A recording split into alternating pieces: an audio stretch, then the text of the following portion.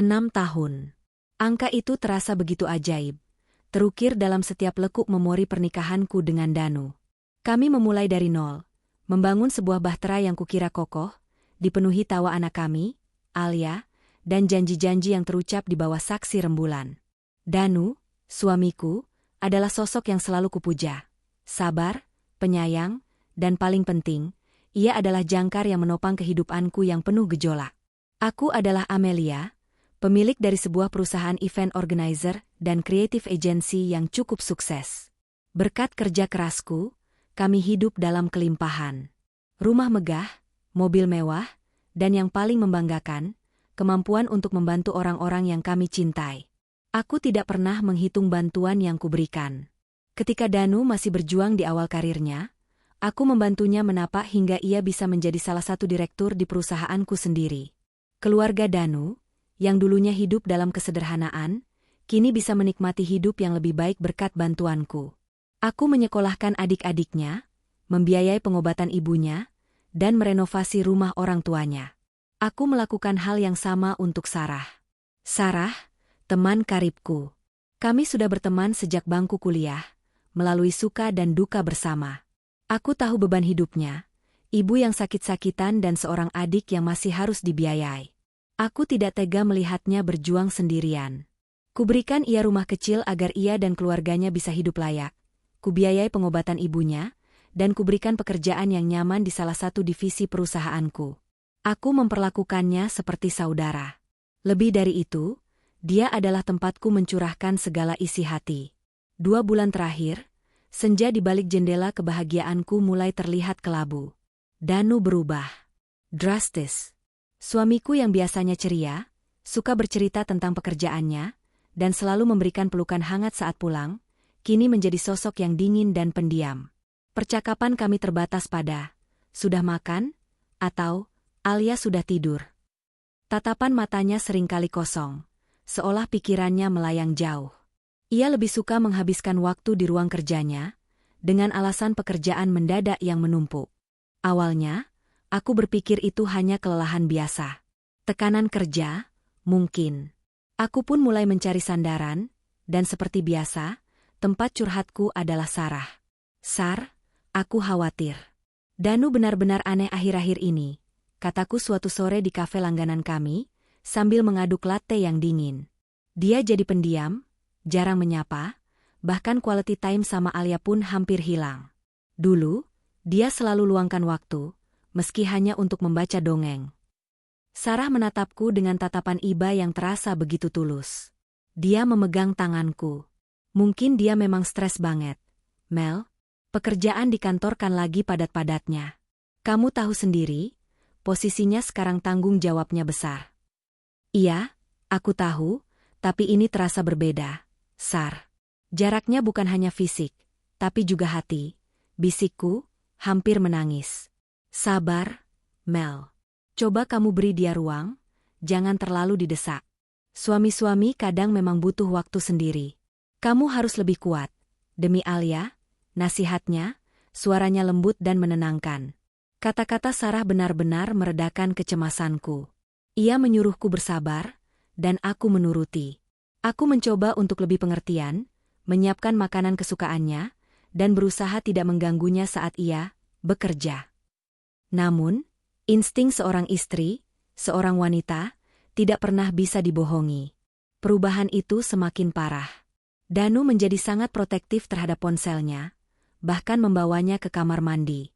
Dia sering menerima telepon rahasia di luar rumah, dan selalu memasang ekspresi tegang saat aku tak sengaja mendekat. Puncaknya adalah 2 minggu yang lalu. Danu pamit. "Ada proyek besar di luar kota, Mel. Harus stay di sana 2 minggu, bahkan mungkin lebih. Ini demi masa depan kita, sayang." Dia mencium keningku, ciuman yang terasa hambar. Alia merengek, memeluk kakinya. Danu hanya mengusap kepala Alia sekilas. "Jaga mama ya, nak. Papa kerja buat kamu." Sejak itu, rumah terasa dingin dan hampa. Aku menjalani hari-hari seperti biasa, mengurus Alia, dan memimpin perusahaan. Komunikasi dengan Danu hanya melalui pesan singkat, dan dia selalu bilang sibuk. Semua teka-teki itu mulai terpecahkan pada hari Rabu. Aku sedang berada di ruang kerjaku, meninjau laporan keuangan perusahaan. Kebetulan, salah satu laporan adalah untuk pengeluaran divisi marketing. Mataku terhenti pada serangkaian transaksi besar yang mencurigakan. Bukan transaksi perusahaan, melainkan transfer dana pribadi dalam jumlah fantastis ke sebuah rekening yang tidak kukenal. Aku segera memanggil kepala bagian keuangan. "Bisa jelaskan ini?" tanyaku, menunjuk pada highlight di layar. Kepala bagian keuangan, Pak Bima, tampak gugup. "Maaf, Bu. Itu transfer yang dilakukan oleh Pak Danu. Atas namanya sendiri, jadi tidak tercatat sebagai pengeluaran perusahaan." "Tentu saja atas namanya. Tapi kenapa dana itu keluar dari rekening yang sering dipakai untuk operasional pribadi kita? Dan mengapa jumlahnya berkali-kali lipat dari biasa?" Aku mendesak. Dengan suara bergetar, Pak Bima akhirnya mengaku. "Saya disuruh Pak Danu untuk mengatur transfer rutin, Bu. Ke rekening, atas nama Nona Sarah." Dunia seperti berhenti berputar. Udara di ruangan itu seolah menipis. Sarah, teman karibku. Tempat curhatku. Aku menahan gejolak amarah yang mendidih. "Untuk keperluan apa? Jangan berbohong, Bima. Nyawamu ada di tanganku." Katanya untuk modal bisnis, Bu. Tapi saya pernah tidak sengaja melihat, Bu. Saat Pak Danu dan Nona Sarah bicara di telepon. Ada kata-kata pernikahan, gedung mewah, dan luar kota. Aku mengangguk, melepaskan Pak Bima, menyuruhnya merahasiakan percakapan ini. Aku menarik napas dalam-dalam. Pernikahan, gedung mewah, luar kota. Semua potongan puzzle yang selama ini kupikir hanya kecurigaan istri gila, kini tersusun menjadi gambar yang mengerikan. Danu dan Sarah, suamiku dan sahabatku. Mereka mengkhianatiku, menggerogoti kepercayaanku, dan yang paling menyakitkan, mereka melakukannya sambil menepuk-nepuk punggungku dan menyuruhku bersabar. Nasihat Sarah, sabar, Mel. Coba kamu beri dia ruang. Kini terdengar seperti tawa iblis yang sedang merayakan kebodohanku. Aku segera memanggil tim investigasi pribadiku, yang selama ini kupakai untuk kasus-kasus sensitif perusahaan. Dalam waktu 24 jam, laporannya sudah ada di tanganku, tebal, dan menusuk jantung. Danu dan Sarah. Mereka tidak hanya berselingkuh. Mereka sudah merencanakan pernikahan. Pernikahan mewah, di sebuah resor bintang 5 di Bali, 2 minggu dari sekarang. Dan benar saja, sebagian besar dana itu berasal dari rekening pribadiku, yang Danu akses karena ia adalah direktur perusahaanku. Mereka tidak hanya merampok hatiku. Mereka merampok uangku. Kebencianku tidak hanya tertuju pada pasangan pengkhianat itu, tetapi juga pada kebodohanku yang berlimpah kebaikan. Aku telah menghidupi keluarga Sarah, membiayai ibunya yang sakit, memberinya pekerjaan. Dan dia membalasnya dengan menusukku dari belakang, menggunakan air mata dan kisah sedihnya untuk mendekati Danu, memanfaatkan kebaikan dan kekayaanku. Begitu juga dengan Danu dan keluarganya. Aku mengangkat derajat mereka, memberikan kehidupan yang jauh lebih baik, dan membalasnya adalah pengkhianatan, penggerogotan finansial, dan pengkhianatan yang paling keji. Tapi, Amelia yang dulu cengeng dan mudah luluh, sudah mati. Yang kini hidup adalah Amelia, seorang CEO cerdas yang ahli dalam strategi, yang tahu bagaimana cara meruntuhkan kerajaan yang dibangun di atas kebohongan. Aku menyeringai di depan layar monitor. Mereka mengira aku tidak tahu. Mereka mengira Danu masih di luar kota untuk urusan pekerjaan. Mereka mengira Sarah masih menemaniku curhat. Mereka salah besar. Aku tahu persis tanggal pernikahan mereka. Aku tahu persis bulan madu mereka. Paris. Ya, mereka berencana bulan madu mewah ke Paris, setelah pernikahan mereka di Bali. Bukan hanya berdua, tapi mereka akan memboyong seluruh keluarga. Keluarga Danu yang pernah kubantu, dan keluarga Sarah yang selama ini kubiayai. Semua dengan uangku. Aku membiarkan mereka. Aku membiarkan mereka merencanakan, menikmati setiap detik persiapan pernikahan, merasakan euforia bulan madu yang akan datang. Anggap saja ini hadiah awal. Sebelum penderitaan yang sesungguhnya datang, bisikku pada diriku sendiri. Di balik senyum tenangnya, aku mulai menyusun siasat. Sebuah rencana yang matang, kejam, dan elegan. Rencana yang akan meruntuhkan seluruh dunia mereka dalam satu kali serangan. Pekerjaan pertamaku adalah memastikan semua aset. Aset finansial, aku adalah pemegang saham mayoritas dan founder perusahaan. Sebagai CEO, aku memiliki otoritas penuh atas segala hal yang berkaitan dengan keuangan. Danu hanya seorang direktur yang kuangkat. Malam itu juga, aku memanggil pengacara kepercayaanku, Pak Haris. Pak Haris, saya butuh Anda mencabut semua akses Pak Danu ke rekening perusahaan dan rekening pribadi kami. Segera. Alihkan semua dana likuid ke rekening offshore atas nama saya dan Alia. Instruksiku tegas. Segera, Bu Amelia. Sekarang. Blokir akses ATM Danu secara total. Semua kartu kredit, kartu debit, limit ditarik, dan aksesnya diblokir permanen. Online banking dinonaktifkan. Begitu juga dengan Sarah. Semua gaji dan bonusnya, yang selama ini saya berikan, saya tarik kembali. Semua tabungan yang pernah saya berikan, saya sita. Anggap saja itu kompensasi atas kerugian moral dan finansial yang saya derita. Aset properti, kedua, rumah yang saya berikan kepada Sarah, segera Anda urus akta jual belinya. Saya akan menjualnya dengan cepat. Rumah itu atas nama saya, dan saya berhak menariknya kapan saja. Keluarganya harus segera angkat kaki. Baik, Bu, ada lagi. Aku tersenyum dingin. Rumah kami. Rumah ini, kunci semua akses elektronik. Ganti semua kode alarm. Kunci fisik hanya ada di tangan saya. Danu tidak akan bisa masuk lagi. Begitu juga dengan mobil yang ia pakai. Itu aset perusahaan, segera sita. Aset karir, ini yang paling mudah. Danu bekerja di perusahaanku. Pagi harinya, aku mengirimkan email resmi kepada HRD dan Dewan Direksi yang isinya hanya satu baris. Dengan hormat, efektif hari ini, Saudara Danu saya berhentikan dari jabatannya sebagai Direktur Utama, tanpa pengecualian. Segala fasilitas kantor ditarik segera. Danu bahkan tidak tahu dia sudah dipecat. Dia masih bekerja di luar kota. Aku membiarkan seminggu berlalu. Aku mengurus semua dokumen kepindahanku dan Alia. Ya, Paris. Aku tidak akan membiarkan mereka berbulan madu di sana dengan uangku. Aku akan menjadi kejutan yang paling menghancurkan dalam hidup mereka. Aku akan pindah ke Paris, memulai hidup baru, dan di saat yang sama, aku akan menempatkan mereka dalam jurang kehinaan. Semua persiapan selesai. Hari yang ditunggu-tunggu tiba. Hari keberangkatan mereka ke Bali untuk pernikahan, dilanjutkan dengan penerbangan ke Paris. Danu sudah 2 minggu tidak pulang.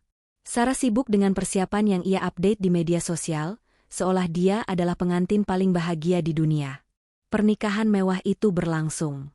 Aku melihat foto-foto di media sosial. Semuanya ceria, bahagia.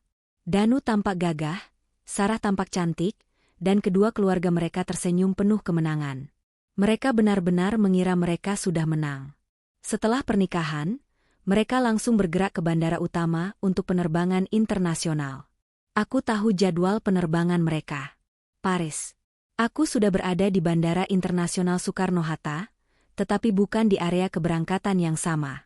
Aku berada di lounge VIP, menunggu. Alia bersamaku, sibuk bermain dengan boneka kesayangannya. Mama, kita mau kemana? Tanya Alia, dengan mata polos. Kita mau liburan panjang, sayang. Di kota yang sangat cantik. Kita akan memulai hidup yang baru, jawabku, mengusap rambutnya. Aku ditemani oleh 2 orang pengawal pribadi yang bertubuh besar, dan seorang pelayan setia yang sudah tahu semua rencana ini. Aku menerima pesan dari pengacara. Semua aset ditarik. Kartu diblokir total. Aku tersenyum. Permainan dimulai. Aku menunggu hingga mereka semua tiba di bandara. Danu, Sarah, orang tua Danu, adik-adiknya, ibu Sarah yang sakit, dan adiknya. Mereka semua terlihat begitu gembira, bersemangat, membawa koper-koper mahal. Aku mengamati mereka dari kejauhan, di balik pilar besar. Mereka menuju ke konter penjualan tiket, atau mungkin mereka sudah memesan tiket, dan kini mereka akan melakukan pembayaran untuk biaya tak terduga di sana. Salah satu dari keluarga mereka terlihat memasukkan kartu ke mesin EDC yang ada di konter bandara. Lalu, kepanikan itu dimulai. Wajah Danu yang awalnya sumringah, tiba-tiba pucat. Dia mengambil kartu ATM-nya, mencoba di mesin lain. Gagal. Dia mencoba kartu kredit. Ditolak. Kenapa? NU? Kartu banknya error? Tanya Sarah, dengan suara cemas. Nggak tahu, sayang. Coba punya kamu, kata Danu. Sarah mencoba. Hasilnya sama, penolakan. Kepanikan menyebar seperti api. Mereka mulai berbisik-bisik, wajah-wajah yang tadinya bahagia kini berubah tegang dan penuh pertanyaan. Mereka mencoba menelepon bank, tetapi di tengah keriuhan bandara, sulit untuk mendapatkan sinyal dan jawaban yang memuaskan. Aku memutuskan, ini saatnya panggungku. Aku berjalan pelan, dengan langkah elegan, didampingi Alia, para pengawal, dan pelayanku. Aku mengenakan gaun sutra yang sangat mahal, kacamata hitam, dan senyum kemenangan. Langkahku terhenti tepat di depan kerumunan mereka yang sedang kebingungan. Loh, kumpul-kumpul di bandara? Ada reuni keluarga, ya? Tanyaku, suaraku lembut, namun menusuk. Semua mata menoleh ke arahku. Ekspresi mereka sungguh tak ternilai harganya. Syok. Danu, matanya terbelalak, wajahnya seperti melihat hantu. Melia, kakakmu ngapain di sini? Bukannya kamu di rumah? Sarah, wajahnya memerah padam, tubuhnya langsung membeku. Keluarga Danu dan keluarga Sarah saling pandang, mencoba memahami situasi. Aku melepas kacamata hitamku, dan menatap Danu lekat-lekat. Tentu saja aku di sini, sayang. Aku mau berlibur. Ke Paris, kataku, dengan nada yang begitu manis. Sepertinya kita satu tujuan, ya? Paris, ulang Sarah, suaranya tercekat. Aku tertawa, tawa yang lepas dan penuh kemenangan. Itu adalah tawa yang selama ini kutahan. Kenapa? Kalian kaget? Kalian pikir kalian satu-satunya yang bisa ke Paris? Oh, tunggu. Sepertinya kalian tidak jadi pergi, ya? Aku menunjuk ke konter tiket dengan daguku. Kartu kalian ditolak semua, kan? Danu maju selangkah. Melia, apa maksud semua ini? Kamu di mana selama ini? Kenapa kamu blokir kartu-kartu itu? Aku menaikkan alis. Blokir? Oh, iya. Aku memblokirnya. Semua aset, semua dana, semua uang yang kalian gerogoti diam-diam, sudah aku tarik kembali. Semua uang yang kalian pakai untuk pernikahan mewah kalian di Bali, semua uang yang kalian pakai untuk membiayai rencana bulan madu ke Paris ini, itu semua uangku. Keheningan melanda area itu. Orang-orang di sekitar mulai memperhatikan. Kalian pikir aku bodoh? Kalian pikir aku tidak tahu apa yang kalian lakukan di belakangku? Suamiku, tidur dengan sahabatku, yang selama ini aku bantu keluarganya, di rumah yang aku belikan? Danu, kamu dipecat dari perusahaanku. Kamu tidak punya pekerjaan lagi. Kalian berdua, pengkhianat dan pencuri. Aku mengucapkan setiap kata dengan tekanan yang kuat. Wajah Sarah kini dipenuhi air mata buaya, mencoba berakting. Melia, kamu salah paham. Kami hanya... Cukup, Sarah, bentakku, memotongnya dengan cepat. Selama ini kamu menyuruhku bersabar. Padahal kamu yang menjadi penyebab kesabaran itu harus diuji. Kamu teman curhatku, dan kamu adalah pelakor yang menggerogoti suamiku dan uangku. Terima kasih atas nasihat bersabarnya. Itu sangat membantu rencanaku. Danu tampak benar-benar hancur. Kamu merencanakan semua ini? Tentu saja. Aku bukan wanita bodoh yang hanya bisa menangis. Aku Amelia. Aku adalah CEO yang membangun semuanya dari nol. Kehancuran kalian, itu adalah masterpiece-ku. Aku berbalik, menatap pengawal pribadiku. Ayo, kita harus segera naik pesawat. Kita tidak mau terlambat. Sayang, kataku kepada Alia. Mama. Alia menarik tanganku, menunjuk Danu. Papa kenapa? Aku berlutut di depan Alia, memeluknya. Papa harus membayar kesalahannya. Sayang, sekarang, kita hanya akan jalan-jalan berdua. Papa harus kembali ke rumah, yang sudah Mama kunci. Aku berdiri lagi. Di hadapan mereka yang kini hanya bisa mematung karena malu dan putus asa. Selamat menikmati sisa hari Anda. Perjalanan bulan madu kalian hanya sampai di bandara saja. Danu, jangan lupa, mobil yang kamu pakai itu sudah disita perusahaan. Rumah Sarah sudah terjual. Kamu dan semua keluarga yang kamu bawa, pulanglah jalan kaki. Anggap saja ini karma yang harus kalian bayar. Aku tersenyum lebar, senyum yang paling bahagia selama 2 bulan terakhir. Selamat tinggal. Aku melangkah pergi, diiringi tatapan nanar dan penuh kebencian, tetapi juga rasa malu yang luar biasa dari para pengkhianat itu. Di belakangku, samar-samar kudengar suara teriakan dan keributan. Keluarga mereka mulai menyalahkan Danu dan Sarah. Mereka kaget bahwa semua uang yang mereka kira aman, kini lenyap. Mereka tidak punya apa-apa lagi. Aku, Alia, dan timku melangkah ke pintu keberangkatan kami. Tujuan, Paris. Aku merasa begitu lega, begitu bebas. Ini adalah akhir dari penderitaan dan awal dari babak baru. Pesawat first class menuju Paris terasa seperti kapsul waktu, membawa Alia dan aku menjauh dari debu pengkhianatan yang baru saja kutinggalkan. Begitu boarding door ditutup, dan suara mesin mulai menderu, aku merasa beban 6 tahun terakhir terangkat dari pundakku. Alia sudah tertidur pulas di pangkuanku, kelelahan setelah kegembiraan yang bercampur kebingungan di bandara. Aku memandangi wajahnya yang damai.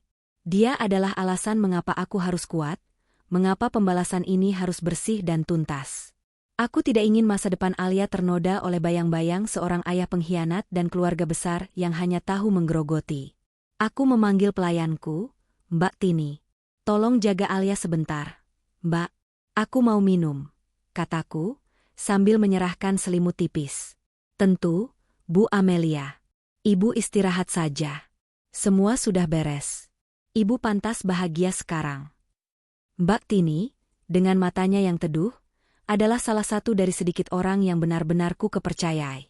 Aku berjalan menuju area minibar di kabin mewah itu, memesan segelas sparkling water dengan lemon twist. Aku berdiri di dekat jendela, memandangi lampu-lampu kota yang perlahan mengecil. Pikiranku kembali pada wajah-wajah yang baru saja kulihat. Danu yang hancur, Sarah yang pucat, dan anggota keluarga mereka yang kini saling menyalahkan. Momen itu, di mana aku muncul sebagai malaikat maut bagi rencana bulan madu mereka, akan menjadi kenangan yang menghantui mereka seumur hidup. Aku memegang ponselku, memeriksa update terakhir dari Pak Haris. Gulungan konsekuensi pembalasan. Pak Haris mengirimkan ringkasan detail. Akses finansial, semua rekening bank, kartu kredit, dan aset likuid milik Danu dan Sarah sudah diblokir permanen dan dialihkan. Saldo mereka, yang memang sudah banyak terkuras untuk membiayai pernikahan dan tiket Paris, kini nol. Penyitaan aset, mobil mewah milik Danu, yang merupakan aset perusahaan, sudah ditarik di bandara. Rumah yang kuberikan kepada Sarah sudah dikosongkan secara paksa dan dalam proses penjualan cepat. Karir, surat pemecatan Danu sudah diumumkan secara internal. Reputasinya di dunia korporasi event organizer kini hancur lebur. Tugas selanjutnya adalah menjamin mereka tidak bisa menghubungiku. Aku segera menonaktifkan nomor ponsel lamaku dan mengaktifkan nomor Prancis yang baru. Semua komunikasi masa lalu, kutinggalkan. Aku tidak hanya mengambil uang mereka. Aku mengambil struktur kehidupan mereka. Danu tidak hanya kehilangan istri dan uang, ia kehilangan karirnya, image direktur sukses yang selama ini ia banggakan, dan kehormatannya di depan kedua keluarga. Sarah, ia kehilangan sahabat yang membiayai hidupnya, rumah, dan kini harus menghadapi realitas bahwa ibunya yang sakit tidak akan lagi mendapatkan perawatan gratis. Mereka telah menjual harga diri mereka demi sepotong kenikmatan sesaat dan pernikahan palsu, dan sekarang, harga itu harus dibayar lunas. Aku menyesap airku. Pembalasan ini bukanlah tentang kemarahan sesaat, melainkan tentang keadilan strategis. Di saat yang sama, di pintu keluar Bandara Internasional Soekarno-Hatta, situasi adalah neraka yang nyata. Danu duduk di lantai marmer yang dingin, wajahnya ditutupi kedua tangan. Tangisnya bukan lagi tangis penyesalan, melainkan tangis keputusasaan total. "Gimana ini, NU? Bagaimana kita pulang?" bentak ibu mertuaku, yang tadinya bersemangat hendak melihat menara Eiffel. Semua kartu diblokir. Kita bahkan tidak punya uang untuk naik taksi. Ayah Danu hanya bisa terdiam, memegangi koper mewah yang kini terasa seperti beban mati. Sarah berdiri di samping Danu, tubuhnya gemetar. Ibunya, yang menggunakan kursi roda, tampak kebingungan dan mulai menangis karena keributan itu. Ini semua gara-gara kamu, Sarah. Kamu yang goda Danu. Kamu yang merusak segalanya, bentak adik Danu. Kenapa kamu tidak bilang dia sejahat ini, Nu? Kamu bilang Amelia itu bucin dan akan selalu memaafkan. Ibu Danu menimpali. Aku nggak tahu dia bisa sekejam ini, lirih Danu. Dia Amelia. Dia selalu baik. Dia selalu membiayai kita. Tentu saja dia baik. Dia baik karena dia kaya. Dia membiayai kita, dan kamu balas dengan menikahi teman jalangnya. Sekarang lihat, kita tidak punya apa-apa. Sarah mencoba membela diri. Aku tidak jalang. Aku mencintai Danu. Cinta? Kamu mencintai uangnya, Sarah? Sekarang uangnya hilang, cintamu mau makan apa? Seru adik Sarah, yang masih sekolah, matanya dipenuhi rasa takut. Ia tahu, biaya sekolahnya akan berhenti.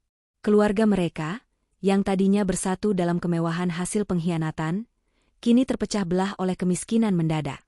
Mereka saling menyalahkan, berteriak di tengah keramaian bandara yang memandang jijik.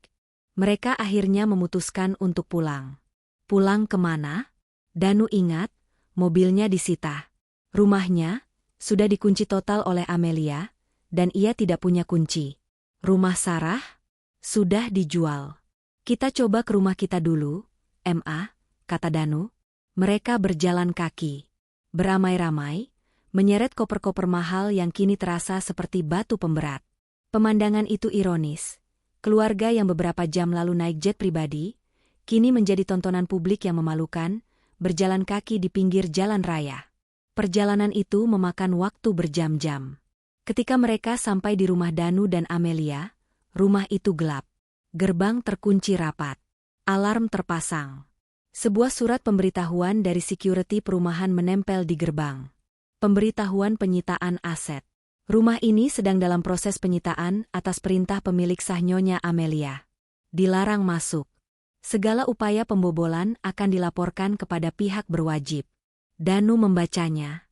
Tubuhnya merosot ke tanah. Dia benar-benar melakukannya. Mereka lalu menuju ke rumah Sarah. Rumah yang selama ini menjadi tempat perlindungan bagi ibunya, dan tempat Sarah menjalankan aksinya sebagai teman curhat sekaligus selingkuhan. Di sana, situasinya lebih buruk. Pintu rumah sudah disegel oleh notaris. Ada truk pengangkut barang di halaman yang kosong. Barang-barang Sarah dan ibunya sudah dikeluarkan dan diletakkan di pinggir jalan. Ini rumahku. Aku tinggal di sini, teriak Sarah histeris. Seorang petugas keamanan datang. Maaf, Mbak. Rumah ini sudah dijual oleh Nyonya Amelia semalam. Anda dan keluarga harus mengurus barang-barang ini. Kami hanya menjalankan tugas. Ibu Sarah menangis keras di kursi rodanya. Di mana kita akan tinggal? Kita tidak punya uang. Sarah. Sarah menatap Danu, matanya penuh tuduhan. Danu, kamu harus bertanggung jawab. Kamu direktur. Kamu harus punya uang cadangan. Aku sudah dipecat. Sarah, semua rekening diblokir. Aku tidak punya apa-apa lagi. Aku tidak bisa membantu keluargamu. Aku bahkan tidak bisa membantu keluargaku sendiri. Danu berteriak, frustrasi. Malam itu, kedua keluarga besar itu, yang tadinya akan terbang ke Paris dengan uang Amelia, harus tidur di jalan, di samping tumpukan koper mereka dan barang-barang bekas rumah Sarah. Mereka menyalahkan satu sama lain, kebahagiaan palsu mereka menguap menjadi bau busuk kemiskinan dan penyesalan. Mereka menyalahkan Danu karena memilih wanita yang salah, Amelia, dan kemudian memilih wanita yang salah lagi, Sarah. Mereka menyalahkan Sarah karena serakah. Danu menatap langit malam yang gelap, merasakan sakit yang luar biasa. Bukan sakit karena kehilangan Amelia, tetapi sakit karena kehinaan dan kehilangan segalanya. Amelia tidak hanya menceraikannya, ia menghancurkannya. Sementara di udara, melintasi benua, Amelia membuka laptopnya. Project Vengeance, Phase 2, Start. Dia mulai mengirimkan email ke seluruh kolega bisnisnya di Indonesia. Subjek, pengunduran diri dan pengambil alihan penuh aset. Kepada kolega yang terhormat. Efektif hari ini, saya, Amelia, mengundurkan diri sebagai CEO perusahaan. Namun, semua aset dan kepemilikan saham penuh saya alihkan ke perusahaan baru yang akan didirikan di Paris, Prancis. Saya dan putri saya, Alia, akan menetap di Paris dan melanjutkan bisnis kami dari sini. Mengenai saudara Danu, mantan direktur utama, ia telah diberhentikan karena pelanggaran berat yang melibatkan penipuan, penggelapan dana perusahaan, dan skandal pribadi yang memalukan. Segala hubungan bisnis dengan saudara Danu dan rekan-rekannya yang terlibat secara finansial harus dihentikan segera. Semua informasi dan bukti sudah diserahkan ke tim hukum untuk ditindaklanjuti. Salam hormat. Amelia, Mrs. alias Mother. Setelah mengirimkan email yang memastikan Danu tidak akan pernah bisa mendapatkan pekerjaan yang layak di industri yang sama, Amelia memejamkan mata. Paris, aku datang, bisiknya. Dia tidak datang sebagai korban yang melarikan diri, tetapi sebagai ratu yang merebut kembali mahkotanya, sambil meninggalkan para pengkhianat di reruntuhan yang mereka ciptakan sendiri. Pendar lampu kota Paris menyambutku dengan kehangatan yang kontras dengan dinginnya hati yang baru saja kutinggalkan. Udara Eropa yang sejuk terasa menyegarkan. Saat kami mendarat di Charles de Gaulle, aku tahu, ini bukan hanya liburan, ini adalah transplantasi kehidupan.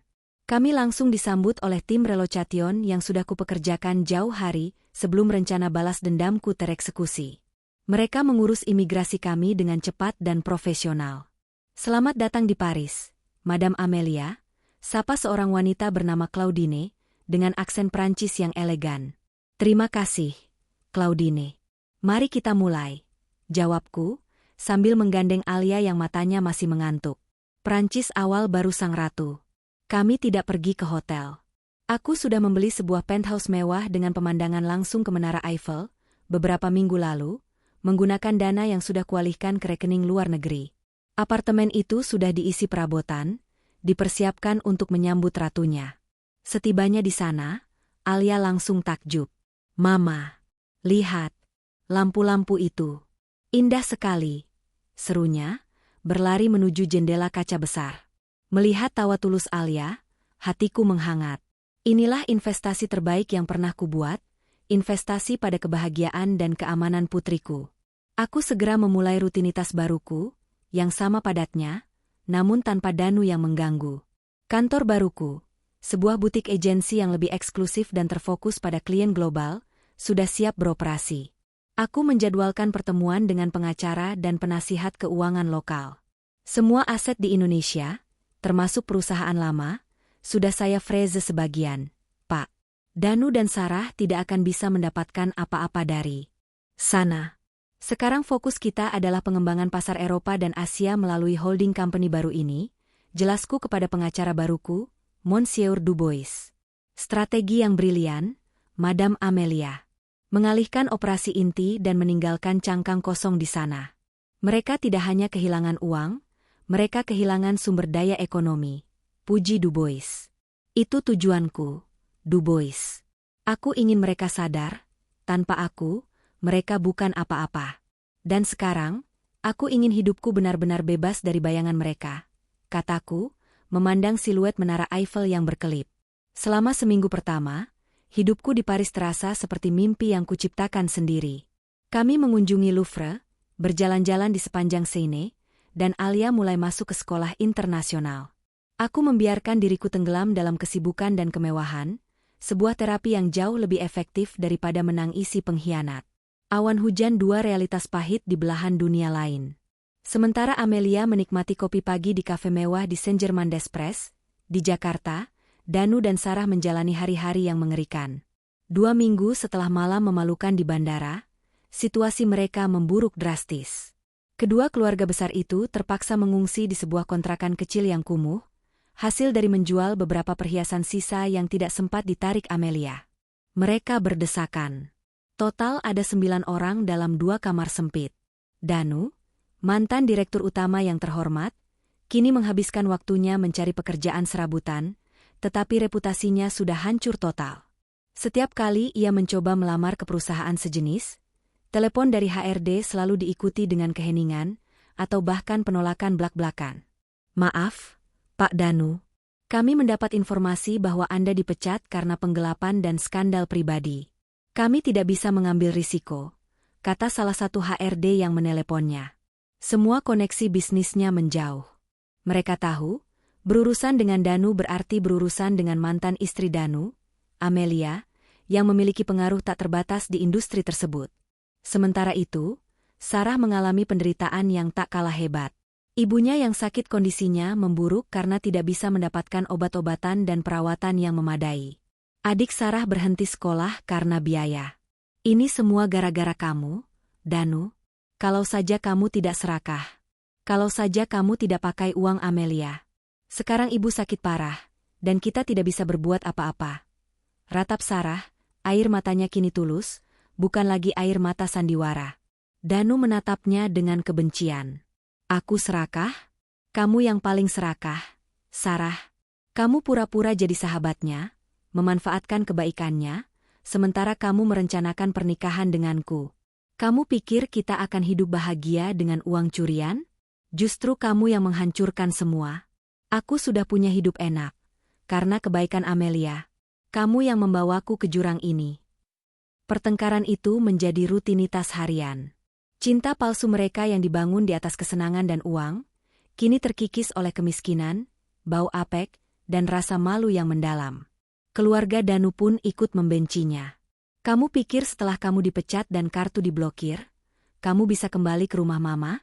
Rumah mama sudah dijual, Nu. Kita tidak punya apa-apa lagi. Semua karena kelakuanmu dan wanita murahan ini, hardik Ibu Danu, sambil meludahi lantai. Kebencian menyebar ke segala arah. Mereka saling menyalahkan, menyadari bahwa Amelia tidak hanya memblokir Dana, dia memblokir masa depan mereka. Mereka benar-benar tidak punya jalan keluar. Penerima telepon panggilan mengerikan dari Indonesia. Amelia sedang menikmati kroasang di balkonnya, saat telepon dari Pak Haris masuk. Bagaimana di sana, Pak Haris? Ada perkembangan menarik dari para mantan penghuni surga? Tanyaku santai. Ada, Bu Amelia. Mereka menghubungi saya. Berkali-kali, jawab Haris. Mereka memohon, meminta belas kasihan.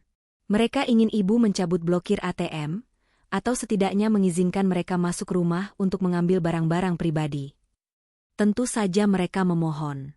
Lalu, apa jawaban Anda? Saya katakan, ini adalah urusan hukum perdata dan pidana. Bahwa Danu terlibat dalam penggelapan aset perusahaan dan perselingkuhan. Saya juga bilang, semua barang pribadi di rumah utama sudah kami kirimkan ke gudang penitipan. Jika mereka ingin mengambilnya, mereka harus membayar biaya sewa gudang, yang cukup mahal, menggunakan uang pribadi mereka. Aku tertawa. Tawa yang sangat menyenangkan. Fantastis, Pak Haris. Biaya sewa gudang itu setara dengan gaji mereka selama 6 bulan saat ini. Biarkan mereka berjuang. Dan pastikan, gudang itu dikunci. Mereka tidak bisa menyentuh apapun sampai bayaran lunas. Siap, Bu. Tapi mereka terlihat sangat terpuruk. Danu bahkan sempat menangis di telepon. Kata Haris, sedikit ragu. Air mata penyesalan itu hanya untuk diri mereka sendiri, Haris.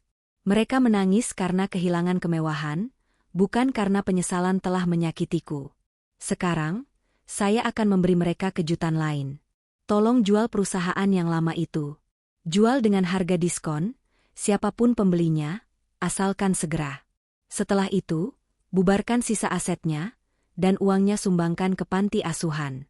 Jangan biarkan 1 rupiah pun dinikmati oleh Danu. Instruksiku. Baik, Bu.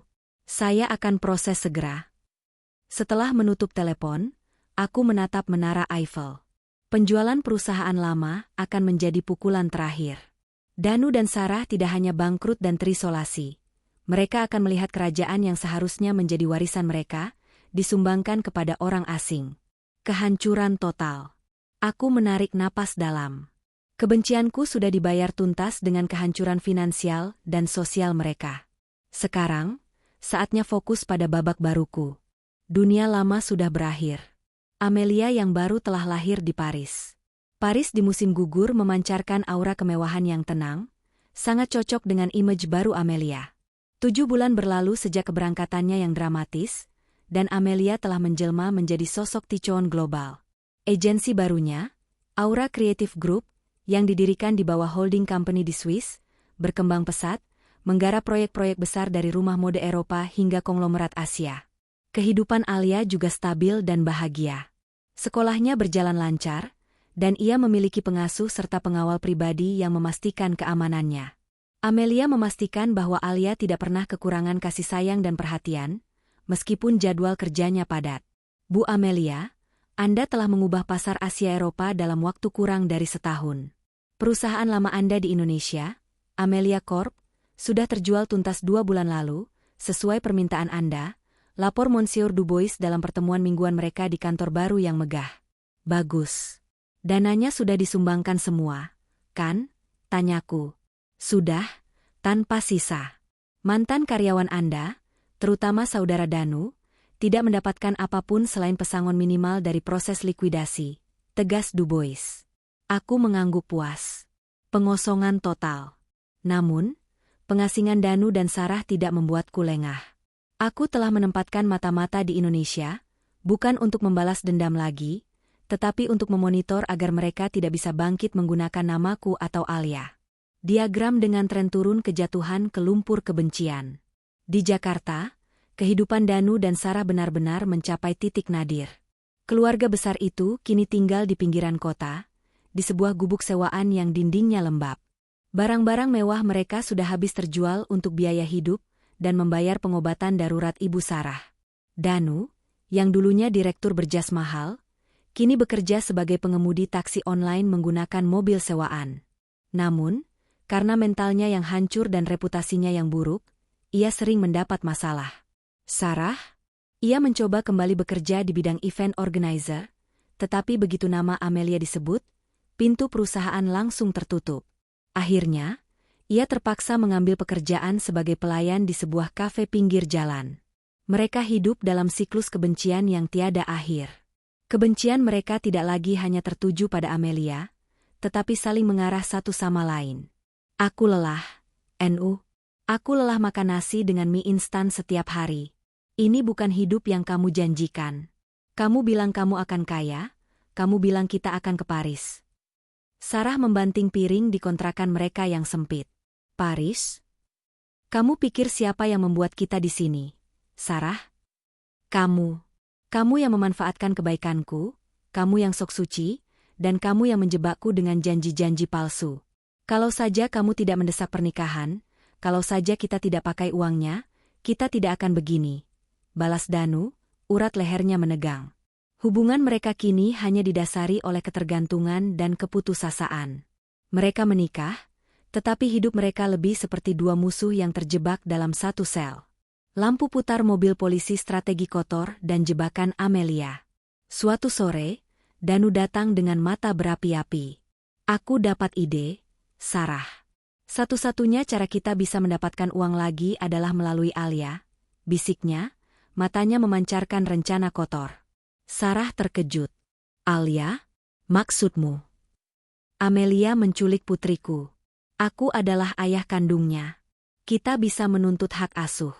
Atau lebih baik, kita ancam dia. Minta sejumlah uang besar, atau kita akan buat skandal di media, menuduhnya melarikan anak, dan memfitnah reputasinya. Jelas Danu, otaknya yang dulu cerdas kini hanya bisa merencanakan kejahatan. Sarah, yang awalnya ragu, akhirnya setuju karena desakan keluarga mereka yang kelaparan. Mereka melihat Alia sebagai ATM terakhir. Mereka mulai menyusun strategi, mencari pengacara yang mau dibayar dengan janji, mengumpulkan dokumen pernikahan palsu mereka, yang Amelia biarkan terjadi, dan mencari media gosip murahan yang bersedia meliput drama ini. Namun, mereka lupa satu hal, Amelia selalu selangkah di depan. Melalui mata-matanya, Amelia menerima laporan lengkap mengenai rencana Danu. Ia tidak terkejut, hanya jijik. Jadi, dia mau menggunakan putriku sebagai senjata. Baiklah, mari kita sambut dia, gumam Amelia, tersenyum dingin. Amelia segera menghubungi tim hukumnya di Indonesia. Pak Haris, Danu berencana menggunakan media dan hukum untuk menyerang saya, dengan Alia sebagai subjek utama. Saya ingin Anda mendahului dia. Bagaimana, Bu? Pertama, kita siapkan bukti solid bahwa Danu secara finansial tidak mampu, secara moral tercela, dengan bukti perselingkuhan yang sudah kita pegang, dan yang paling penting, bukti bahwa dia secara sengaja menggelapkan uang perusahaan. Kedua, kita ajukan gugatan hak asuh eksklusif untuk saya di Pengadilan Indonesia dan Paris, dengan alasan ancaman keselamatan dan penculikan oleh pihak ayah. Gugatan itu segera diajukan. Beberapa hari kemudian, saat Danu dan Sarah sedang bertemu dengan seorang pengacara kelas bawah untuk membahas tuntutan mereka, ponsel Danu berdering. Itu dari pengacaranya, Pak Haris, yang kini hanya mengurus kasus perceraiannya. Pak Danu, saya ingin memberitahu Anda. Nyonya Amelia sudah mengajukan gugatan hak asuh eksklusif di pengadilan. Dan ada perintah penahanan sementara untuk Anda. Danu membeku. Penahanan? Kenapa? Nyonya Amelia menuduh Anda merencanakan penculikan dan ancaman terhadap keselamatan Alia, putrinya. Semua bukti percakapan Anda dengan Sarah dan upaya Anda mencari media sudah kami serahkan ke polisi sebagai bukti rencana kriminal. Wajah Danu dan Sarah pucat pasi. Bagaimana dia tahu? Teriak Sarah. Nyonya Amelia tahu segalanya, Pak Danu. Selalu, jawab Pak Haris singkat, lalu menutup telepon.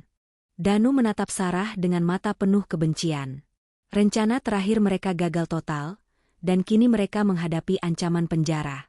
Timbangan dua keadilan yang tuntas. Perintah penahanan tidak langsung dieksekusi, tetapi itu cukup untuk melumpuhkan Danu. Ia kini harus bersembunyi dari polisi, takut ditangkap. Ia tidak bisa lagi bekerja sebagai driver taksi online, dan hidupnya kembali terperosok ke jurang. Sarah, melihat situasi ini, membuat keputusan paling egois dalam hidupnya. Aku tidak bisa terus begini, Enu. Ibu sakit, adikku butuh sekolah. Aku akan tinggalkan kamu, kata Sarah suatu malam, suaranya dingin dan tanpa emosi. Danu menatapnya. Kamu mau kemana? Kita sudah menikah. Menikah dengan pria bangkrut dan buronan? Tidak, terima kasih. Aku akan pulang ke kampung halamanku. Mencari hidup baru. Kamu urus saja masalahmu sendiri. Cinta palsu mereka benar-benar hancur. Sarah mengemasi sisa-sisa barangnya dan menghilang di kegelapan malam, meninggalkan Danu sendirian, terperangkap bersama keluarga besarnya yang kini menatapnya dengan rasa jijik dan dendam. Sementara itu, di Paris, Amelia menerima kabar itu dengan tenang. Mereka sudah saling menghancurkan diri sendiri. Keadilan sudah tuntas, kataku kepada Dubois. Lalu, apa rencana Anda selanjutnya, Madam? Aku tersenyum, memandang Alia yang sedang berlarian di taman private apartemen. Rencana selanjutnya adalah, tidak ada lagi rencana yang melibatkan mereka. Fokus kita sekarang hanyalah memperluas kerajaan bisnis kita, dan memastikan Alia tumbuh bahagia di tempat yang aman. Mereka sudah menjadi debu masa lalu, Dubois. Kita harus melihat ke depan. Amelia menutup folder kasus Danu dan Sarah. Kisah mereka berakhir di sana, di sudut gelap tanpa uang, tanpa cinta, dan tanpa kehormatan. 2 tahun telah berlalu sejak Amelia, bersama Alia, menginjakan kaki di Paris. Aura Creative Group, di bawah kepemimpinan Amelia, tidak lagi sekadar butik agensi. Perusahaan itu telah menjadi kekuatan multinasional, dihormati di London, Milan, dan New York. Amelia diundang sebagai pembicara di forum-forum ekonomi global, dan namanya identik dengan kecerdasan strategis, ketegasan, dan, yang paling ironis, loyalitas kepada rekan bisnis. Kekayaan Amelia berlipat ganda. Namun, yang paling berharga adalah kedamaian. Alia kini berusia 8 tahun, tumbuh menjadi gadis cerdas yang fasih berbahasa Prancis. Kami menghabiskan akhir pekan mengunjungi istana-istana kuno di luar kota, dan menikmati pertunjukan seni di kota. Hubungan ibu dan anak kami menjadi sangat erat, bebas dari konflik dan drama rumah tangga. Mama, kenapa kita harus pindah sejauh ini? Tanya Alia suatu sore, saat kami sedang melukis di studio pribadi kami yang menghadap Champ de Mars. Amelia tersenyum hangat. Kita pindah karena Mama ingin kita mendapatkan kanvas yang lebih besar dan lebih indah untuk melukis masa depan kita, sayang. Di sini, kita aman dan kita bebas menjadi diri kita sendiri. Kita meninggalkan hal-hal yang kotor dan tidak baik di belakang. Amelia memastikan bahwa semua kenangan tentang Danu telah dihapus dari kehidupan Alia. Dia tidak melarang Alia menyebut ayahnya, tetapi dia secara halus mengalihkan fokus pada petualangan dan pencapaian baru mereka. Jaring laba-laba dua jerat hukum yang semakin ketat. Pada bulan ketiga di tahun kedua kami di Paris, proses hukum di Indonesia mencapai putusan final. Perceraian disahkan. Hak asuh eksklusif Alia jatuh sepenuhnya ke tangan Amelia, dengan alasan bahwa Danu terbukti melakukan penggelapan, pengabaian anak, dan memiliki kondisi finansial yang tidak stabil, serta menghadapi potensi kasus kriminal, ancaman penculikan. Putusan ini membuat Danu secara hukum tidak memiliki hak apapun atas Alia, harta gonogini, atau tunjangan. Danu kini adalah sosok bayangan.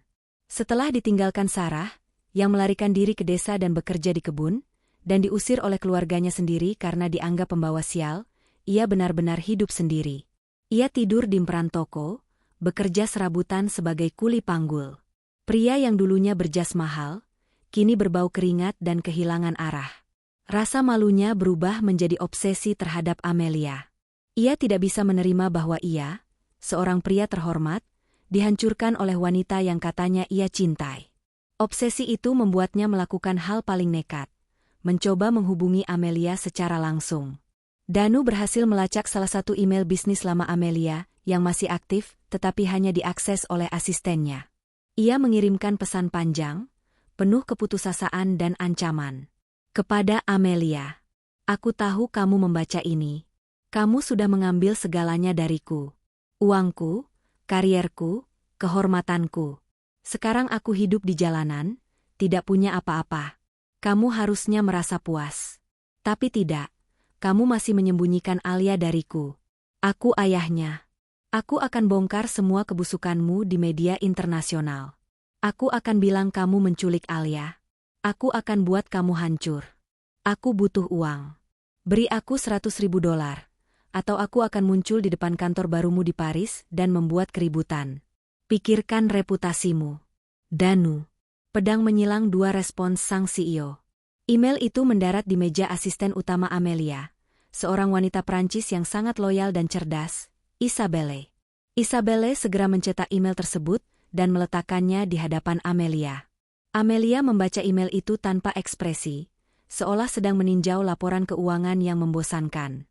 "Isabelle, tolong kirimkan email ini kepada Monsieur Dubois. Katakan padanya untuk segera mengajukan perintah perlindungan jarak jauh, restraining order, internasional terhadap saudara Danu. Semua ancaman harus dilaporkan sebagai upaya pemerasan dan potensi teror." Perintah Amelia, suaranya datar. "Anda tidak akan membalasnya, Madam?" tanya Isabelle. "Membalasnya? Tidak. Dia sudah menjadi debu yang tidak layak mendapatkan respons emosional. Tapi kita akan meresponsnya secara legal," jelas Amelia. Tambahan, "Isabelle, cari tahu di mana posisi Danu saat ini. Dan kirimkan alamat gubuknya kepada tim pengacara kita." Amelia tidak mengirim uang, tidak menelepon, dan tidak membuang energi untuk marah. Ia menggunakan hukum, benteng terkuatnya, untuk mengisolasi Danu sepenuhnya. Beberapa hari kemudian, Danu menerima balasan. Bukan dari Amelia, tetapi dari kantor pengacara internasional, Dubois Partners, di Paris. Isi email itu singkat, dingin, dan mematikan. "Saudara Danu, kami menerima ancaman pemerasan Anda. Segala komunikasi ini telah diserahkan kepada pihak berwajib sebagai bukti rencana kriminal. Nyonya Amelia telah memperoleh perintah perlindungan hukum internasional terhadap Anda, melarang Anda mendekati Nyonya Amelia dan Nona Alia sejauh 5.000 kilometer. Jika Anda melanggar jarak ini, atau mencoba melakukan kontak lebih lanjut, Anda akan ditangkap atas dasar pemerasan, intimidasi, dan pelanggaran perintah pengadilan internasional. Kami sarankan Anda segera mencari bantuan hukum yang layak, bukan menyia-nyiakan waktu Anda untuk mengancam klien kami. Salam hormat, M. Dubois, Dubois Partners." Danu terperangah. Jarak 5.000 kilometer. Itu berarti dia tidak boleh meninggalkan Indonesia, apalagi mendekati Paris. Amelia telah mengunci hidupnya. Bahkan ancamannya pun menjadi senjata makan tuan. Ia mencoba menghubungi media yang dulu pernah ia rayu. Tetapi setelah mengetahui adanya perintah perlindungan internasional, tidak ada media manapun yang berani mengambil risiko menghadapi gugatan pencemaran nama baik dari CEO sekelas Amelia. Danu menyadari, ia tidak hanya kehilangan harta. Ia kehilangan kekuatan untuk melawan. Ia adalah serangga yang mencoba menggigit gajah, dan kini ia terperangkap dalam jaring laba-laba hukum yang dipasang oleh Amelia dari benua yang berbeda. Hati berkilau cinta sejati yang ditemukan kembali. Sejak saat itu, Danu benar-benar menghilang dari radar Amelia. Ia menyerah. Amelia menutup buku tebal itu. Ia kini bisa bernapas lega. Pengkhianatan itu telah berubah menjadi batu loncatan baginya. Di Paris, ia menemukan sesuatu yang lebih berharga dari sekadar pembalasan. Diri sendiri. Ia menemukan kembali ambisinya, kekuatannya, dan cintanya yang tulus, yang ia curahkan sepenuhnya pada Alia. Suatu malam, saat hujan musim gugur membasahi jendela penthouse, Amelia duduk di sofa, memeluk Alia yang sedang menonton film kartun. "Mama, aku senang di sini," kata Alia, menyandarkan kepalanya di bahu Amelia. "Mama juga senang, sayang. Mama janji, kita akan selalu bahagia dan aman di sini," bisik Amelia. Amelia memandang kota yang berkelip. Dahulu, ia berpikir bahwa kebahagiaan sejati terletak pada pernikahan yang utuh. Ternyata, kebahagiaan sejati adalah kemandirian total dan kekuatan untuk memilih takdir sendiri. Ia telah membayar mahal, tetapi ia mendapatkan kebebasan yang tak ternilai harganya. Pengkhianatan Danu dan Sarah tidak menghancurkannya. Itu menciptakannya kembali menjadi Amelia yang lebih kuat, lebih kaya, dan yang paling penting, lebih bahagia. 3 tahun setelah kepindahannya, Amelia telah menjadi persona non grata di Indonesia, namun menjadi ikon di kancah bisnis Eropa. Ia tidak pernah kembali ke Indonesia. Seluruh operasional bisnisnya di sana telah dialihkan atau dijual, memastikan tidak ada lagi benang merah yang menghubungkannya dengan masa lalunya yang kelam. Alia kini benar-benar terbiasa dengan kehidupan di Paris. Ia tumbuh menjadi gadis kecil yang percaya diri dan bilingual. Kehidupan Amelia bukan lagi tentang membalas dendam, melainkan tentang membangun warisan dan menikmati hasil jerih payahnya. Ia telah membuktikan bahwa seorang wanita yang dikhianati tidak harus berakhir sebagai korban. Ia bisa menjadi pencipta. Bintang bersinar cinta yang tidak direncanakan. Amelia bertemu dengan Alexander Dubois, bukan pengacaranya, melainkan seorang arsitek lanskap terkenal dari keluarga bangsawan Prancis, dalam sebuah acara amal di Château de Versailles. Alexander adalah kebalikan dari Danu. Ia mapan dengan usahanya sendiri, tidak tertarik pada kekayaan Amelia, dan yang paling penting, ia menunjukkan rasa hormat yang mendalam kepada Amelia sebagai seorang CEO dan ibu. Ia tidak pernah cemburu dengan kesuksesan Amelia, ia merayakannya. Hubungan mereka tumbuh perlahan, didasarkan pada rasa saling menghormati dan kecintaan pada seni serta arsitektur. Alexander menyayangi Alia, dan Alia membalas kasih sayangnya. Suatu malam, saat mereka sedang makan malam romantis di atas kapal pesiar di Sungai Seine, Alexander mengajukan pertanyaan yang sudah lama ditunggu-tunggu Amelia.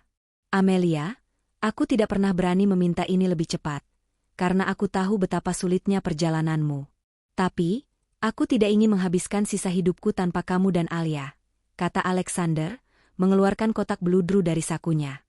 "Maukah kamu memberiku kehormatan untuk menjadi suamimu, dan menjadi ayah bagi Alia, secara resmi?" Air mata menggenang di mata Amelia.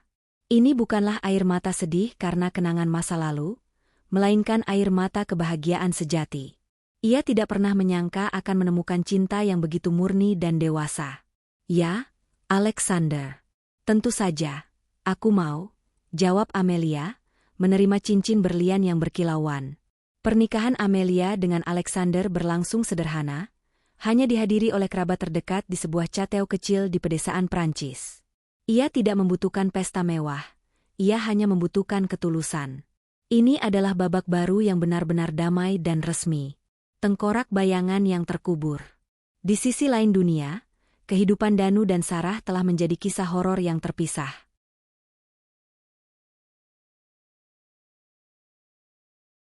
Danu kini bekerja sebagai petugas kebersihan di sebuah terminal bus, berpindah-pindah tempat tinggal dan mencoba menghindari kontak dengan keluarga besarnya yang masih menyalahkannya atas kebangkrutan mereka.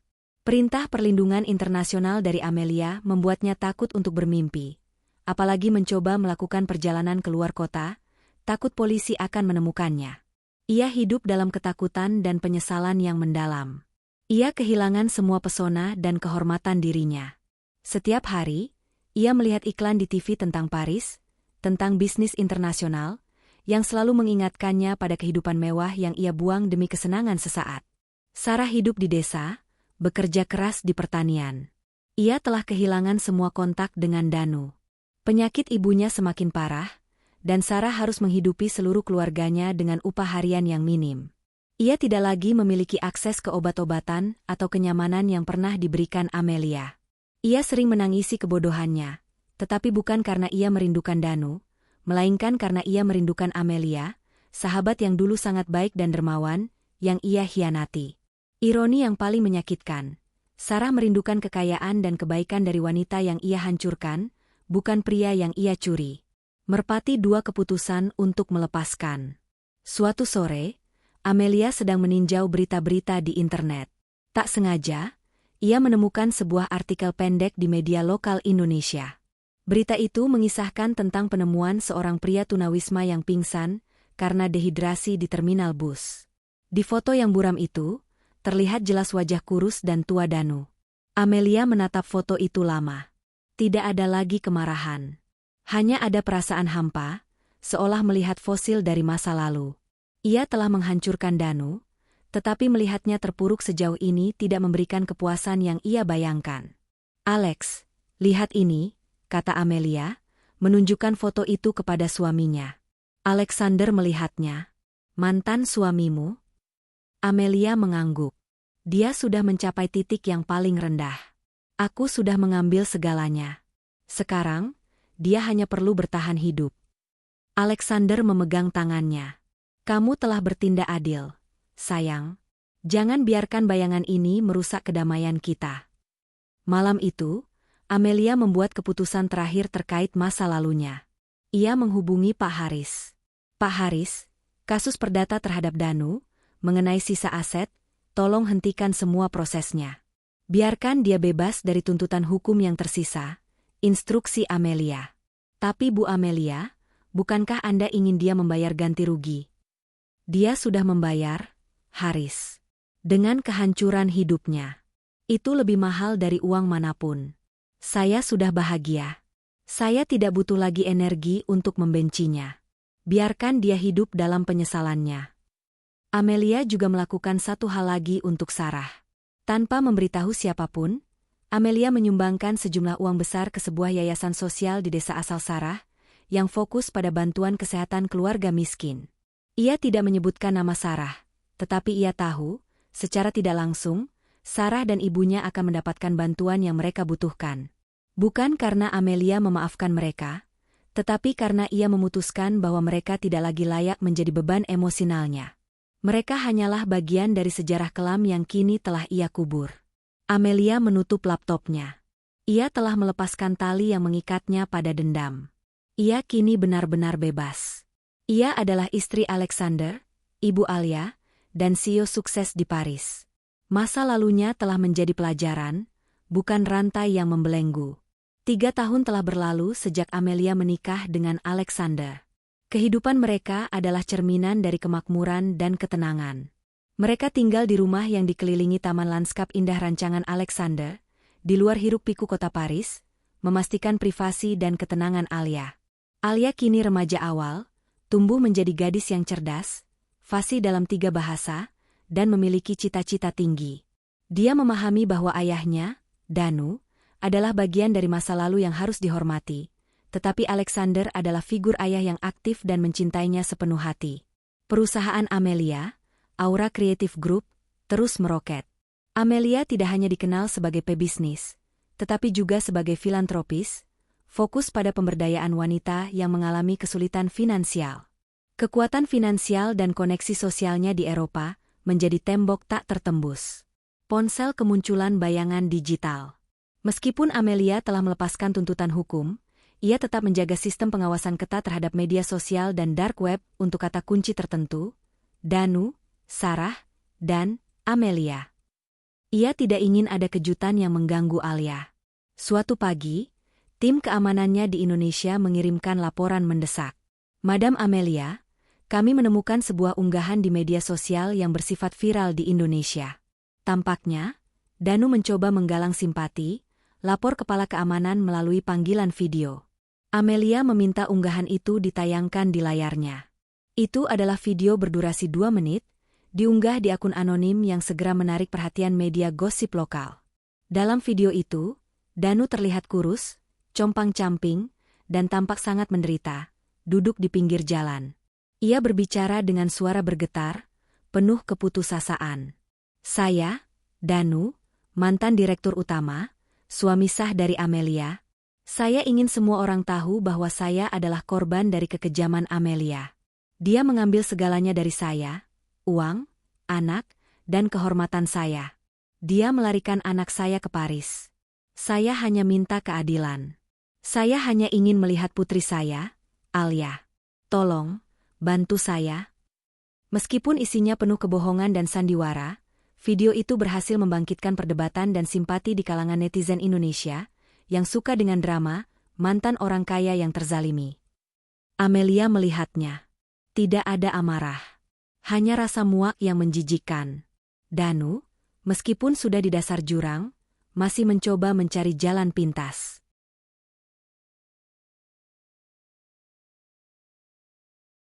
Dia masih mencoba mendapatkan uang dengan memainkan peran korban, gumam Amelia.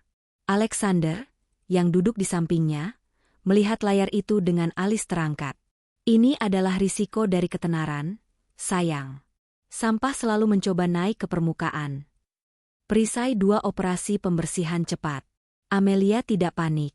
Ia tidak akan membiarkan kebohongan murahan ini merusak reputasi internasionalnya, apalagi menimbulkan pertanyaan di sekolah Alia. Hubungi M. Dubois segera, instruksi Amelia kepada asistennya. Saya ingin tuntutan hukum disiapkan atas dasar pencemaran nama baik, penyebaran informasi palsu, dan pelanggaran perintah perlindungan jarak jauh. Tapi, Madam, dia tidak melanggar jarak fisiknya. Dia melanggar jarak digital dan emosional, Isabelle. Gunakan perintah perlindungan yang sudah ada, tambahkan klausa defamation. Targetkan media atau platform manapun yang menyebarkan video itu. Saya ingin mereka menghapusnya dalam waktu 6 jam, atau mereka akan menghadapi gugatan dari firma hukum Paris. Tekankan bahwa ini melibatkan anak di bawah umur.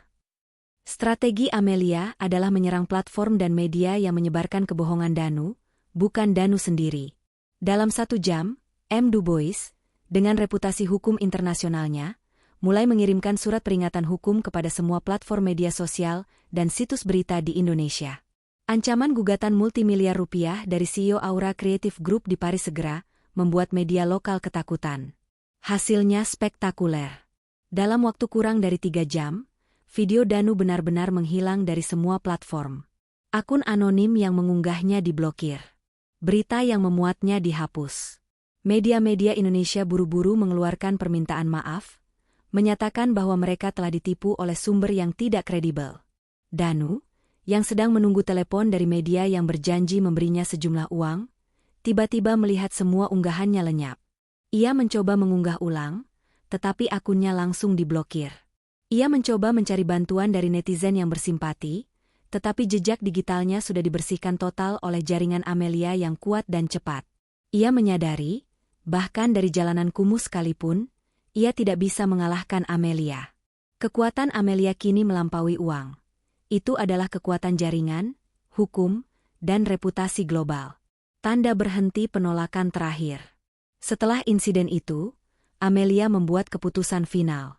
Ia memperkuat keamanan Alia dan memastikan semua data pribadi mereka dienkripsi. Amelia melihat laporan keberhasilan pembersihan digital itu. Ia merasa puas. Bukan karena Danu menderita, tetapi karena ia berhasil melindungi kedamaian keluarganya. Malam itu, saat Alia sudah tidur, Amelia dan Alexander duduk di balkon, menikmati keindahan Paris. Kamu bertindak sangat cepat. Aku bangga padamu, kata Alexander, mencium tangan Amelia. Aku belajar, Alex. Pengkhianat itu seperti kuman. Jika kamu tidak membersihkannya secara tuntas, ia akan kembali. Dan kali ini, aku tidak membiarkan sedikitpun ruang untuk bernapas, jawab Amelia, bersandar di bahu suaminya. Lalu, bagaimana dengan Sarah? Apakah dia juga mencoba mengganggumu? Sarah? Amelia tertawa kecil, sedikit pahit. Sarah sudah hilang sepenuhnya.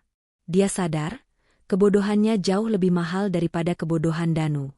Dia mengkhianati sahabat yang memberinya segalanya. Aku yakin, dia tidak akan pernah berani mendekatiku. Ia hanya akan hidup dalam penyesalan yang tidak berujung. Amelia menutup matanya, menghirup udara malam Paris yang dingin. Babak balas dendam telah lama berakhir. Babak kehidupan di puncak monarki, bersama cinta sejatinya dan putrinya, adalah satu-satunya realitas yang ia miliki sekarang. Dan dia tidak akan membiarkan bayangan masa lalu, sekecil apapun di media sosial, merusak pondasi barunya ini. Tahun kelima Amelia di Paris. Ia kini tidak hanya menjadi CEO, tetapi juga tokoh penting di dunia filantropi dan seni. Aura Creative Group memenangkan kontrak paling bergengsi, mengorganisir ulang pameran seni bersejarah di Louvre yang akan menarik perhatian global. Ini adalah puncak profesional Amelia. Dia bekerja bahu-membahu dengan Alexander, yang bertindak sebagai penasihat desain ruang. Mereka adalah power couple di Paris, dihormati atas kecerdasan, etos kerja, dan kisah hidup mereka yang inspiratif. Tentu saja, versi yang telah disaring dan diperhalus oleh tim public relations.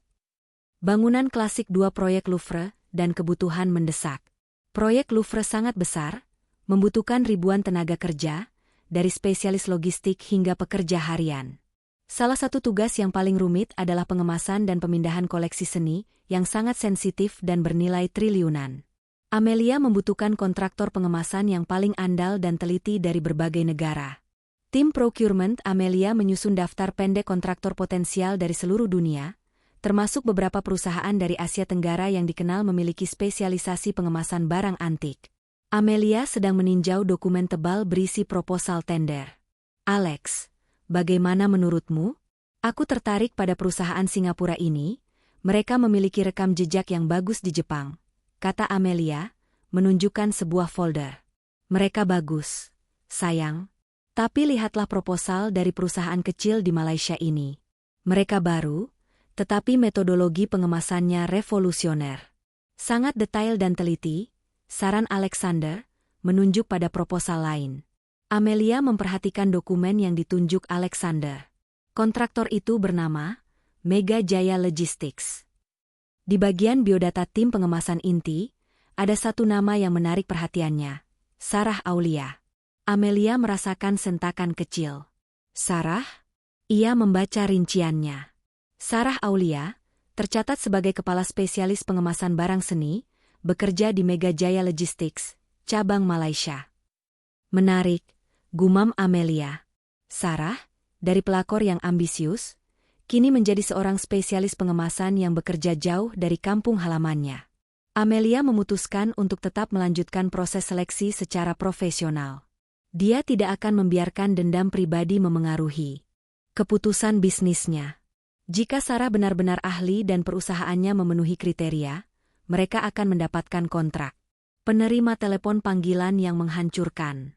Mega Jaya Logistics, dengan spesialisasi pengemasan yang memang sangat baik, memenangkan subkontrak yang besar dari Aura Creative Group. Amelia menuntut profesionalisme dan tidak pernah berinteraksi langsung dengan tim pelaksana. Namun, beberapa minggu sebelum proyek dimulai, Amelia menerima panggilan telepon dari Direktur Mega Jaya Logistics di Malaysia, Tuan Chong. Suaranya terdengar cemas. Madam Amelia, saya minta maaf harus mengganggu. Tapi ada masalah serius dengan tim pengemasan yang akan kami kirim ke Paris, kata Tuan Chong. Masalah apa? Apakah ada yang sakit? Tanya Amelia, khawatir akan jadwal. Bukan sakit, Madam. Ini masalah reputasi. Salah satu spesialis inti kami, yang kebetulan berasal dari Indonesia, Nona Sarah Aulia, telah terbukti melakukan penggelapan kecil dana perusahaan beberapa bulan lalu dan berbohong besar tentang riwayat pendidikannya. Amelia terdiam. Sarah, Selalu kembali ke pola yang sama. Jelaskan, pinta Amelia. Tuan Chong menjelaskan bahwa Sarah telah mencuri sejumlah kecil uang untuk mengirimkannya kepada keluarganya di Indonesia. Selain itu, Mega Jaya Logistics baru tahu bahwa Sarah memalsukan beberapa sertifikasi pengemasan tingkat tinggi untuk mendapatkan posisi yang lebih tinggi dan gaji yang lebih baik. Kami sudah memecatnya, Madam. Tapi dia memohon. Dia bilang dia putus asa, keluarganya kelaparan di Indonesia, dan dia sangat membutuhkan uang ini. Dia bahkan menyebut-nyebut bahwa dia mengenal Anda secara pribadi, dan dia yakin Anda akan memaafkannya. Mengingat Anda adalah teman lamanya, jelas Tuan Chong merasa malu. Amelia menyeringai. Sarah masih mencoba menjual nama Amelia demi keuntungan. Tuan Chong, Anda sudah melakukan hal yang benar dengan memecatnya. Perusahaan saya, Aura Creative Group, menjunjung tinggi integritas. Kami tidak menoleransi karyawan yang memalsukan dokumen atau melakukan penggelapan, sekecil apapun itu. Khususnya untuk proyek Louvre, kami butuh kepercayaan 100%, kata Amelia tegas. Saya mengerti, Madam. Tapi saya merasa tidak enak. Dia menangis dan memohon, mengatakan bahwa ini adalah kesempatan terakhirnya untuk menghidupi ibunya yang sakit. Itu bukan tanggung jawab Anda, Tuan Chong. Dan bukan tanggung jawab saya. Itu adalah konsekuensi dari pilihannya. Carikan pengganti yang kredibel dalam 24 jam, atau kontrak Anda batal. Urusan pribadi staf Anda, saya tidak peduli, kata Amelia, memutus jalur simpati apapun. Sarah, yang tadinya berharap bisa menggunakan koneksi masa lalunya dengan Amelia untuk mempertahankan pekerjaan itu, kini menerima pukulan yang lebih telak. Amelia tidak hanya menolaknya. Amelia secara tidak langsung menyebabkan ia dipecat dari pekerjaan yang ia anggap sebagai peluang terakhir. Patah hati nasib di dua garis paralel. Amelia menutup kasus Sarah. Ia merasa sedikit lelah, tetapi puas. Ia tidak perlu turun tangan secara langsung. Dunia, melalui prinsip integritas bisnis, telah memberinya keadilan. Malam itu, Amelia sedang bersiap menghadiri gala besar. Alexander mengancingkan gaun malamnya. Apakah kamu baik-baik saja, sayang? Aku tahu kabar tentang Sarah pasti mengganggu, tanya Alexander lembut. Aku baik-baik saja, Alex. Hanya saja, aku melihat betapa jauhnya mereka jatuh. Danu di terminal bus, Sarah dipecat karena mencuri dari perusahaan logistik kecil. Mereka benar-benar tidak pernah belajar, kata Amelia, menatap pantulan dirinya di cermin. Wajahnya bersinar, penuh kepercayaan diri. Setidaknya, kamu tidak membiarkan dirimu ditarik ke dalam lumpur itu lagi. Kamu memilih untuk naik ke permukaan, kata Alexander. Ya.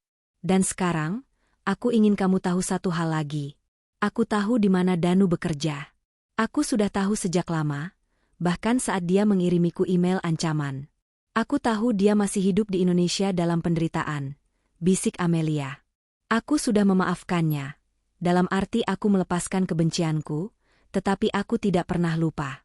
Dan dia tidak akan pernah bisa bangkit. Alexander memeluknya dari belakang. Kamu adalah wanita terkuat yang pernah ku kenal. Sekarang, mari kita tunjukkan kepada dunia betapa bersinarnya hidup seorang wanita yang berhak mendapatkan yang terbaik. Mereka meninggalkan château mereka, menuju gala, di mana Amelia akan dihormati sebagai salah satu pengusaha paling berpengaruh di dunia. Sementara di bandara, Sarah Aulia, mantan sahabat dan pelakor, sedang membeli tiket pulang ke Indonesia dengan uang sisa gaji yang sangat sedikit. Ia pulang bukan sebagai pemenang yang berhasil, tetapi sebagai pecundang yang hancur, menghadapi masa depan tanpa harapan dan tanpa Amelia yang bisa ia manfaatkan lagi. Waktu terus berjalan, laksana air Seine yang mengalir tenang. 10 tahun telah berlalu sejak Amelia meninggalkan Jakarta. Alia kini berusia 18 tahun, seorang mahasiswi cerdas yang baru saja diterima di salah satu universitas Ivy League di Amerika Serikat. Amelia dan Alexander telah membangun kehidupan yang stabil dan harmonis. Kekayaan mereka tak terhingga, tetapi fokus utama Amelia adalah pada pertumbuhan Alia dan pengembangan yayasan filantropi mereka. Topik kelulusan Alia dan bayangan masa lalu. Alia tumbuh dengan menyadari asal-usulnya. Amelia tidak pernah berbohong, tetapi ia menyajikan cerita masa lalu dengan kebijaksanaan. Ia menjelaskan bahwa pernikahannya dengan Danu berakhir karena perbedaan prinsip dan ketidakjujuran yang memaksa mereka mencari kedamaian dan keamanan di tempat lain. Meskipun hidup di lingkungan yang penuh kemewahan, Alia memiliki pandangan dunia yang matang, berkat pelajaran dari ibunya. Suatu hari, saat Alia sedang mengemasi barang-barangnya untuk pindah ke Amerika, ia menemukan kotak kecil berisi foto-foto lama. Di dalamnya ada foto pernikahan Amelia dan Danu. Alia membawa kotak itu kepada Amelia. "Mama, bisakah Mama cerita lebih banyak tentang Papa Danu?" tanya Alia lembut. Amelia menarik napas, melihat foto dirinya yang dulu masih tampak polos dan penuh harapan. "Tentu, sayang," jawab Amelia, duduk di samping Alia. "Papa Danu, dia adalah bagian dari masa lalu Mama yang penting. Dia adalah pria yang Mama cintai dan dengan siapa Mama memulai keluarga. Tapi dia membuat pilihan yang salah, Alia. Pilihan yang sangat menyakitkan bagi Mama." "Apakah dia pria yang jahat?" Amelia menggeleng. "Tidak. Dia bukan pria jahat, dia hanya pria yang lemah. Kelemahan itu membuatnya serakah, membuatnya mudah dipengaruhi, dan akhirnya membuatnya mengkhianati kepercayaan Mama. Dia memilih kenyamanan sesaat daripada janji seumur hidup. Mama harus tegas, Alia. Mama harus mengambil keputusan yang menyakitkan, bukan untuk membalas dendam, tetapi untuk melindungi dirimu dan masa depan kita." Amelia kemudian menjelaskan tentang pengkhianatan Danu dan Sarah, tanpa drama, hanya fakta. Ia menjelaskan bagaimana mereka menggunakan uangnya, dan bagaimana ia harus menggunakan kecerdasannya untuk mempertahankan haknya. "Aku tidak ingin kamu membenci siapapun, Nak. Tapi Mama ingin kamu ingat satu hal. Jangan pernah biarkan siapapun merenggut kekuatan dan kehormatanmu. Jika kamu dikhianati, jangan menangis. Balaslah dengan kecerdasan, dengan hukum, dan dengan kesuksesanmu. Buat dirimu begitu kuat sehingga musuhmu tidak bisa lagi menyentuhmu." Alia memeluk ibunya erat-erat. "Aku mengerti, Ma. Aku bangga padamu." Momen itu mengukuhkan bahwa pembalasan Amelia telah menjadi warisan bagi putrinya. Warisan kemandirian, kekuatan, dan ketegasan. Diagram dengan terenai kehidupan Danu dan Sarah, kebangkrutan jiwa. Amelia, yang kini benar-benar bebas dari rasa benci, kadang-kadang menerima laporan pasif tentang kondisi Danu dan Sarah melalui jejaring sosialnya. Danu tetap menjadi pengemis kehormatan. Setelah gagal dalam upaya terakhirnya untuk menggalang simpati di media sosial, ia menyerah sepenuhnya. Ia masih hidup di sekitar terminal bus, terkadang bekerja sebagai pemulung. Ia tidak pernah menikah lagi. Ia tidak punya teman. Ia hidup dalam keterasingan dan penyesalan yang tidak akan pernah bisa diucapkan. Ia menjadi pengingat hidup bahwa keserakahan dan pengkhianatan memiliki harga yang sangat mahal, jauh melampaui uang. Sarah hidup sederhana di kampung halamannya. Ibunya telah meninggal. Ia bekerja keras, tetapi ia dikenal di desanya sebagai wanita yang pernah menjual teman demi pria kaya. Reputasinya yang tercoreng membuatnya sulit mendapatkan kehidupan yang normal.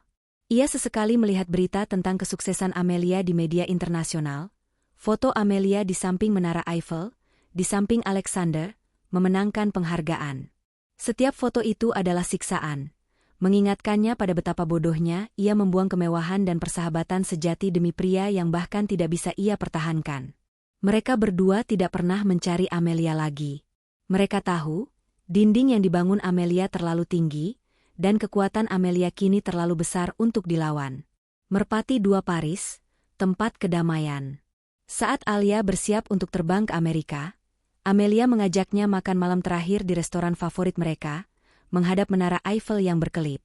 "Mama, apakah Mama pernah menyesal meninggalkan Indonesia?" tanya Alia, menatap ibunya. Amelia tersenyum. "Tidak, sayang. Mama tidak menyesal. Keputusan itu mungkin sulit, tetapi itu adalah keputusan terbaik. Paris bukan hanya kota. Paris adalah tempat pembebasan.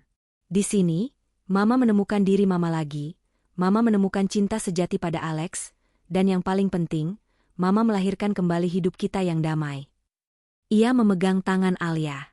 Pengkhianatan itu mengajarkan Mama sebuah pelajaran besar, bahwa uang adalah kekuatan, dan kekuatan itu harus digunakan untuk melindungi mereka yang kita cintai, dan untuk menghukum mereka yang mencoba merusaknya. Kamu memiliki kekuatan itu sekarang, Alia. Gunakan dengan bijak. Amelia melihat pantulan dirinya di jendela. Wanita yang dulu menangis karena dikhianati, kini adalah wanita yang bersinar, seorang CEO, seorang istri yang dicintai, dan seorang ibu yang dikagumi. Ia tidak hanya memenangkan pertempuran, ia memenangkan perang untuk kebahagiaan. Malam itu, Amelia tidak lagi melihat Paris sebagai tempat pelarian, tetapi sebagai rumah. Rumah yang dibangun di atas dasar kebenaran, integritas, dan kekuatan yang ia temukan setelah dihancurkan. 5 tahun berlalu sejak Alia terbang ke Amerika untuk memulai kuliahnya. Amelia kini menjalani fase kehidupan yang lebih santai, mendedikasikan lebih banyak waktu untuk yayasan amalnya, sementara Alexander mengurus ekspansi bisnis arsitekturnya. Mereka telah mencapai puncak kebahagiaan dan kemakmuran, sebuah kehidupan yang begitu kokoh hingga tak ada lagi bayangan masa lalu yang sanggup menggoyahkannya. Bintang bersinar warisan Amelia, kekuatan dan pengampunan. Amelia, yang kini memasuki usia parubaya, duduk di kantornya di Paris, meninjau laporan tahunan yayasan amalnya. Ia telah banyak berinvestasi dalam membantu korban KDRT dan wanita yang mengalami kesulitan finansial akibat pengkhianatan pasangan. Ia tidak lagi memikirkan Danu atau Sarah dengan rasa benci. Mereka telah menjadi bagian dari kurikulum hidupnya, bukan musuhnya. Suatu sore, saat ia melakukan perjalanan amal ke salah satu negara di Afrika, Amelia berbicara di hadapan sekelompok wanita yang memulai usaha kecil setelah mengalami trauma rumah tangga. Saya berdiri di sini, bukan sebagai seorang CEO, tetapi sebagai seorang wanita yang pernah dihancurkan, kata Amelia. Dulu, saya pikir akhir dari hidup saya adalah air mata. Saya pikir pengkhianatan itu adalah hukuman bagi kebaikan saya.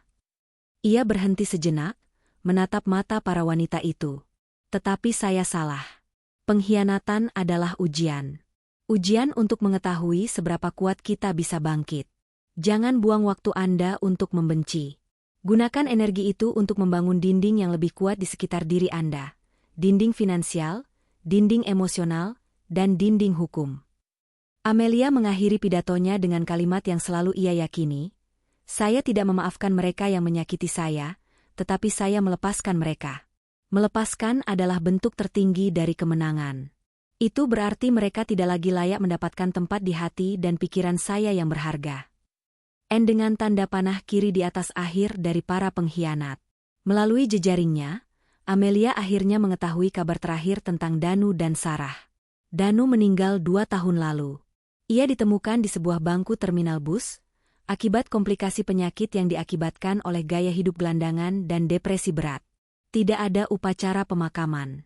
Ia dikuburkan di pemakaman umum tanpa dihadiri keluarga, yang masih menanggung kesulitan ekonomi dan kebencian terhadapnya. Pria yang dulu direktur, akhirnya mengakhiri hidupnya sendirian dan tanpa kehormatan. Danu tidak hanya kehilangan uang, ia kehilangan jiwa dan raga. Sarah masih hidup di desa. Ibunya sudah lama meninggal. Sarah kini bekerja membersihkan rumah tangga orang lain. Ia tidak pernah menikah dan hidup dalam isolasi sosial, karena sejarahnya yang memalukan. Penyesalannya bukan hanya karena kehilangan kemewahan, tetapi karena kehilangan persahabatan sejati dengan Amelia. Dia menyadari terlambat, bahwa cinta sejati dan dukungan tulus yang ia cari dari Danu, justru telah ia miliki dari Amelia, yang ia khianati. Keduanya, Danu dan Sarah, mendapatkan hukuman yang jauh lebih berat dari yang bisa diberikan oleh Amelia melalui hukum. Hukuman dari pilihan mereka sendiri. Mereka menghabiskan sisa hidup mereka dalam kemiskinan dan penyesalan yang mendalam, tidak pernah bisa bangkit atau menikmati secuil pun dari kekayaan yang mereka curi. Hati berkilau kemenangan sejati. Amelia menutup laporan itu. Ia tidak merasakan kepuasan yang kejam atas kematian Danu, melainkan ketenangan. Siklus itu telah tertutup. Hidupnya kini adalah gambaran sempurna dari apa yang ia perjuangkan. Keluarga, ia memiliki Alexander, suami yang setia dan mencintai, dan Alia, putri yang berhasil dan bangga padanya. Karir, ia adalah tokoh global yang kekuatannya tak terukur. Kedamaian, ia berhasil menutup rapat pintu masa lalu, menjamin keamanannya dan kebahagiaan keturunannya. Malam itu, Amelia dan Alexander duduk di teras chateau mereka di pinggiran Paris, di bawah langit yang bertabur bintang. Kita sudah berhasil, Alex, bisik Amelia. Tentu saja, sayang. Karena kamu tidak membiarkan dirimu kalah. Kamu mengubah rasa sakit menjadi kekuatan, jawab Alexander, memeluknya. Amelia tersenyum. Ia mengingat kembali hari yang menentukan di bandara. Hari di mana ia berdiri di depan Danu dan Sarah, membawa Alia, pelayan, dan pengawalnya, tertawa penuh kemenangan. Saat itu adalah kemenangan balas dendam. Tapi kemenangan sejati bukan ada di hari itu. Kemenangan sejati adalah hari ini. Hari di mana ia tidak lagi perlu memikirkan mereka, hari di mana ia bisa mencintai tanpa ketakutan, dan hari di mana ia bisa melihat Alia tumbuh menjadi wanita yang kuat dan mandiri. Amelia telah membayar mahal untuk pelajaran ini, tetapi kebebasan dan kebahagiaan yang kini ia nikmati adalah mahkota yang tak ternilai harganya. Ia, Amelia, telah memenangkan pertempuran, dan lebih penting lagi, ia telah memenangkan kehidupan.